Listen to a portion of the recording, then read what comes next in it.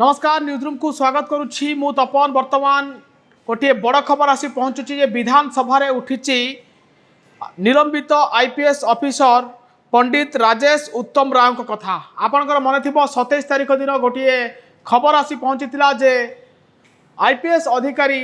उत्तम राव जड़े महिला इन्स्पेक्टर को घरे पशि माड़गोल करते गंडगोल करते जहां नहीं थाना अभियोग हो नथिले पुलिस जाइए उद्धार करता स्वामी को माड़ मारी आईपीएस ऑफिसर एवं यही घटना को नहीं मानव अधिकार कमिशन में केस होता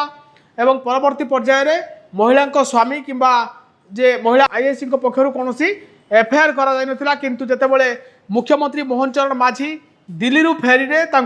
सस्पेंड करिसेंती एवं नीति आयोग बैठक में जो मोहन चरण माझी जाइए बैठक रू सारिया परे एवं जितेबाला घटना संपर्क अवगत है तुरंत पदक्षेप ग्रहण करते विशृंखलित वरिष्ठ अधिकारी को कार्य निलंबन करने सहित विहित कार्यानुष्ठान नापी विभाग अधिकारी को मुख्यमंत्री निर्देश देते। आज से प्रसंग गृह में उठी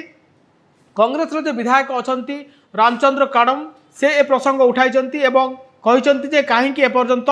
पुलिस एपर्यंत एफआईआर कर निज आड़ एफआईआर कहीं होनी एवं कहीं तुरंत ए पुलिस अधिकारी विरुद्ध में कार्यानुष्ठान होनी आपन कही रखे जेतेबेले महिला आईएएस घरे पशि गंडगोल करते उत्तम राव सेतेबेले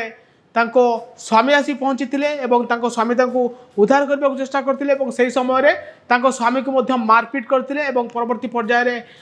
कैपिटल थाना पक्षर पीसीआर आसी उद्धार करते महिला स्वामी को प्रथम कैपिटल हॉस्पिटल को लेते परवर्ती पर्यायर अन्य एक घर हॉस्पिटल चिकित्सा करा यही घटना पर विभिन्न महल में चर्चा सृष्टि है सरकार जितेबाला जानिले सरकार नजर को यह खबर आसी पहुँचला निजे मुख्यमंत्री दिल्ली आसु पहुँचा पर विशृंखलित